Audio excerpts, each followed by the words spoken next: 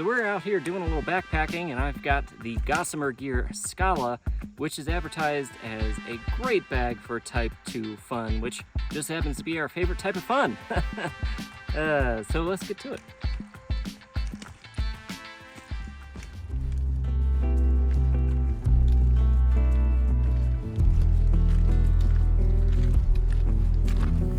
All right, so we've been backpacking for a couple days, and I've been wearing the Gossamer Gear Skala 38 liter. This thing weighed in, I had it at about 16 pounds with water. Max weight's approximately 20 pounds. We'll put the manufacturer limit on the screen, but very comfortable. Let's go over some of the features. We have a front stretchy pocket, very handy for, stashing gear, snacks, that sort of thing. Above that, we have this nice zipper pocket. I like to put, like my wallet and things in a little plastic baggie and stick them in there for easy access. And then we also have lots of little attachment loops. We have an ice axe loop. You have a bungee here and above for your trekking poles. And unfortunately, like some other ultralight packs we've reviewed recently, you can't easily lash anything to the bottom of the pack. You have 2 water bottle pockets.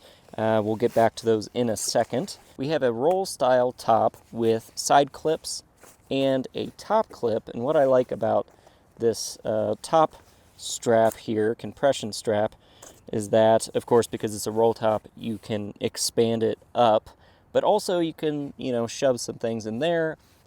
Originally I had a lightweight seat pad that I shoved in here, and that worked really well for that. Although if you do have it expanded, if you have more stuff in here, this strap is pretty short, so you may not be able to get anything underneath of there. On the other side, we have some lovely cushy foam straps with a little extra cush on the inside, which is a nice touch. You have 2 pockets. These are going to be more for snack bars, maybe a small phone. They're not very big. They do stretch a little bit, so you could probably fit, your standard smaller phone in there, no problem. Now, as far as the sternum strap goes, if you're a smaller person, it may not hit you in the right spot, but it is adjustable via a sliding rail, which is nice.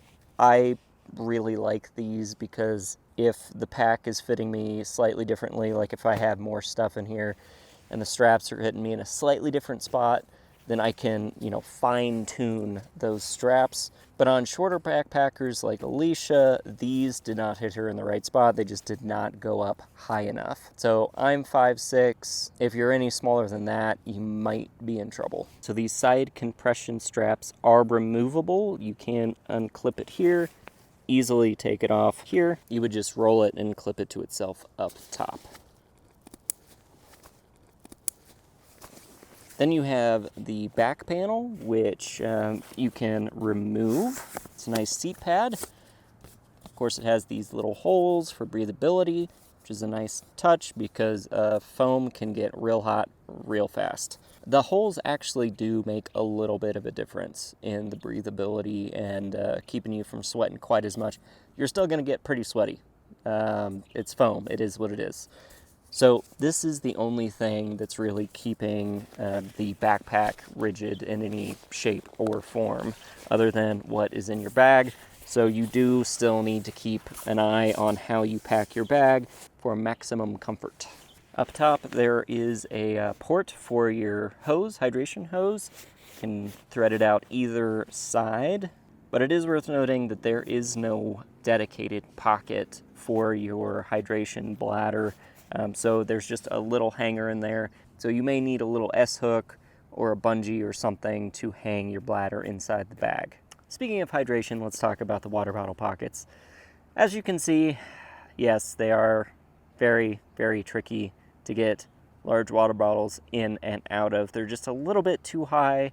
And when you're on a long trip, you want that larger Nalgene, and it does not fit well. Getting it in and out is fairly difficult. So with this bag, I'd recommend smaller bottles and or the hydration reservoir. Or the one bottle hydration system would be a great candidate for this. We'll drop a link to that review in the description. Let's talk about the detachable hip belt. So this comes off really easily. It's just attached with this clip here. The pockets are fairly small, but very much usable for gels or small protein bars, that sort of thing. And honestly, because I'm packing ultralight, like I said, I had about 16 pounds in this. I barely had them tightened on my hips.